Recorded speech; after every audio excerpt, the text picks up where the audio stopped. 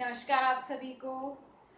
सबसे पहले तो मैं आप सभी का बहुत बहुत धन्यवाद कहना चाहूँगी और मैं बहुत बहुत आभारी हूँ आप सभी की कि आप सब लोग मेरे चैनल को सब्सक्राइब कर रहे हैं और उसे खूब पसंद कर रहे हैं। उसके लिए मैं बहुत बहुत आभारी हूँ। आज जो मैं आपको वीडियो बनाने जा रही हूँ वो है मुद्राओं के ऊपर। तो सबसे पहले तो मैं आपको ये बता दूं कि मुद्राएं, जब भी हम कोई मुद्राएं बनाते हैं उसमें जो भी भाव और भंगिमाएं जो उत्पन्न होती है, जो बनती है, उनका सीधा सीधा संबंध हमारे कोशों से होता है। हमारा शरीर पंच कोशों से बना है, तो उनका सीधा संबंध किससे होता है? कोशों से होता है, जिनमें अन्नमय कोश, मनोमय कोश और प्राणमय कोश आते हैं।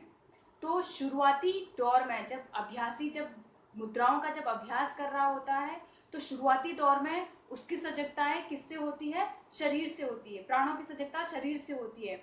लेकिन धीरे धीरे जब ये अभ्यास बढ़ता जाता है, निरंतर हम इसे करते जाते हैं, तो इनका सीधा सीधा संबंध किस पे पड़ जाता है? हमारे कोशों पर। और वहां पर क्या होता है? हमारे प्राण शक्ति में स्थिरता आना शुरू हो जाती है।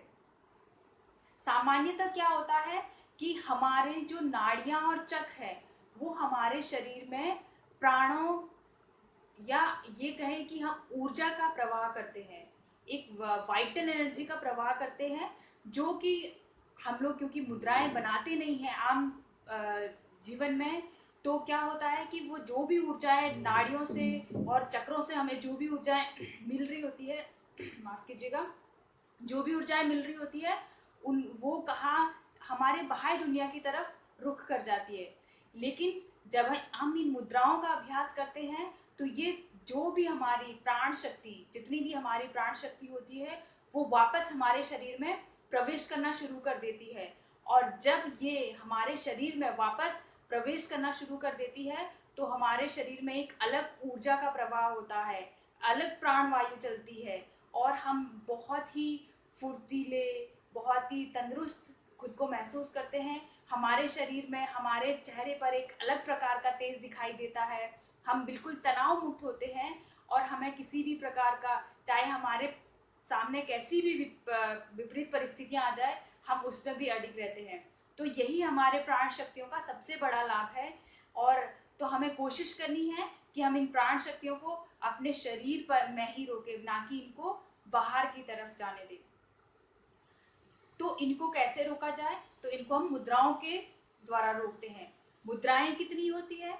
तो मुद्राएं होती है योग में, बेसिक मुद्राएं वैसे बहुत होती है, लेकिन बेसिकली योग में 5 मुद्राओं के बारे में बहुत ज्यादा बताया गया है, जिनमें सबसे पहले हस्त मुद्राएं आती है, फिर मन मुद्राएं, फिर काया मुद्राएं, फिर बंद मुद्राएं, और फिर उसके बाद आधार मुद्राएं। इनका सीक्वेंस आगे पीछे हो सकता है, लेकिन इन मुद्राओं का उल्लेख किया गया है। तो आज मैं आपको हस्त मुद्राओं के बारे में बताऊंगी, और हस्त मुद्रा में भी हम सबसे पहले ज्ञान मुद्रा के बारे में बात करेंगे। सबसे पहले तो हम ये जान लें कि हमारे शरीर में बहुत सी नाड़ियों का जो अंत है वो कहाँ होता है? हमारे फिंगर टिप्स पर होता है। ठीक है, तो क्या करेंगे हम? ज्ञान मुद्रा कैसे बनाते हैं? तर्जनी उंगली को अंगूठे के पोर से मिलाते हैं, यानी कि तर्जनी उंगली की टिप और अंगूठे के टिप्स, ये दोनों आपस में मिलाकर ये हमारी ज्ञान मुद्रा बनती है। और इसको हम धीरे से घुट्टे पर रख देते हैं। ये जो ज्ञान मुद्रा होती है, ये ध्यानात्मक आसनों में सबसे ज्यादा उपयोग करी जाने वाली मुद्रा है। और अगर इस मुद्रा को अगर आप शुरुआती दौर में अगर आप अभ्यासी हैं, साधक हैं, तो इस मुद्रा में जब भी आप ध्यान करते हैं, तो धीरे धीरे अगर आपका ध्यान बहुत लंबे समय तक जाता है, तो धीरे धीरे क्या होता है, ये जो है, ये मुद्रा जो है खुलने लगती है। तो ये होना स्वाभाविक है। तो चलिए देखते हैं कि इसके क्या लाभ हैं।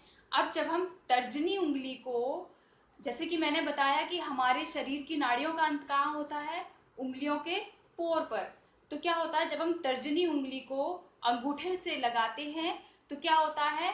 एक नई ऊर्जा का पथ बनता है, यानी कि रास्ता बनता है। प्राणों के लिए एक नया रास्ता बनता है। तो क्या होता है, जो प्राण आज तक बाहर, मतलब बाहर की तरफ जा रहे थे, बाहरी दुनिया की तरफ जा रहे थे, उनका रुख अब किसकी तरफ हो रहा है? मस्तिष्क की तरफ। क्योंकि क्या हो गया?